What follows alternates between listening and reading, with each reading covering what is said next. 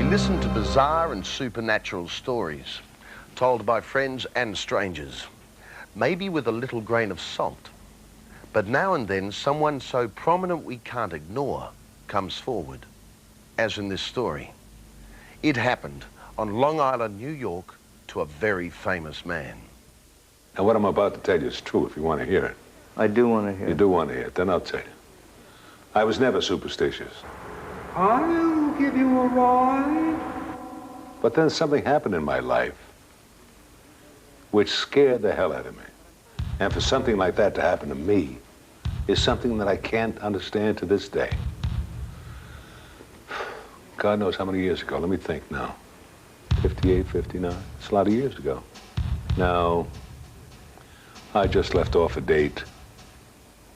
Beautiful young girl since left us.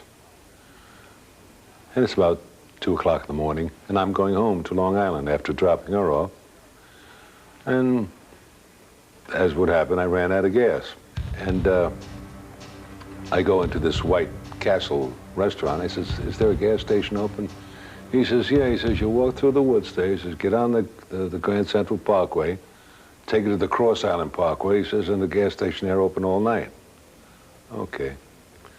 So I am, start walking through the woods, a wooded area, not the woods, going up, and as I'm doing that, I hear a voice say, I'll give you a ride. I turn around, and there's this guy in the Cadillac. And I didn't hear the Cadillac. You hear the voice, and what do you see? I see a guy in a white suit, and I hear an effeminate voice. He say, I'll give you a lift. I said, that's very nice. I said, I'm going to a gas station. We get to the gas station, talking very nice. And I'm fumbling around in my pockets. He says, I'll lend you $1. Well, I didn't ask him for money. And the truth is, I was broke. And I said, well, look, I says, you know, I work for the State Department, and, well, anyway, give me your name and address, all right? Allow me to mail it to you, because I'm very embarrassed. Anyway, I go there, I get a can, pay for the gas. And we start driving back to my car to put the gas in the car, and I thought that was very nice of him. And then of the clear blue sky, he says, I know, I'm not going to mention the name, I know so-and-so. And it's a baseball player. We weren't talking baseball. Oh, I said, who's he?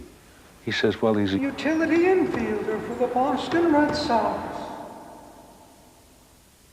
Oh, it's so bizarre that he would say it in the spookiest voice I ever heard.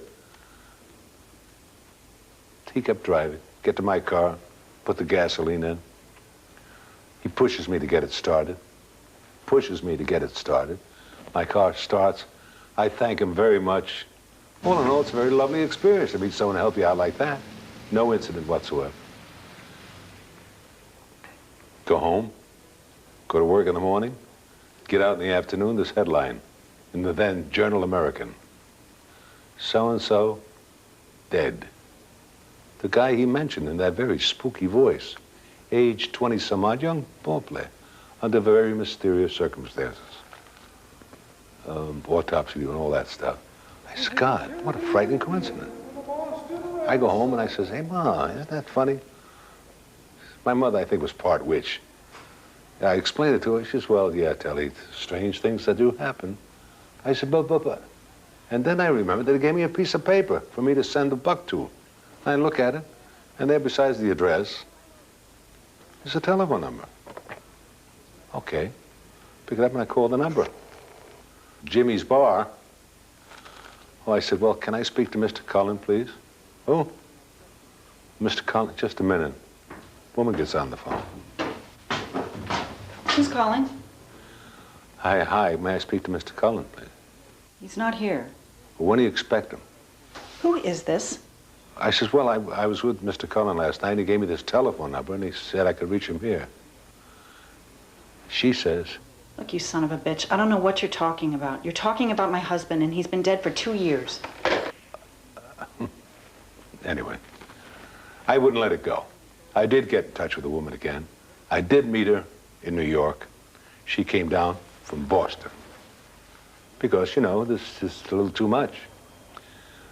The clothes I described were the clothes he was buried in. The piece of paper that he gave me signed James Cullen. She brought a letter that he wrote her when he was in the Army. It had Jimmy on that. Outside of that, the signature is identical. There was only one thing that was different. I said, he had a high voice. She said, oh, no, no, no, no, she said. He had a deep voice like yours. Oh. Then it meant he killed himself. This way, right through the voice. Box, whatever. Anyway, this story happened to a guy like me, and as I say, it's been haunting me now close to 40 years.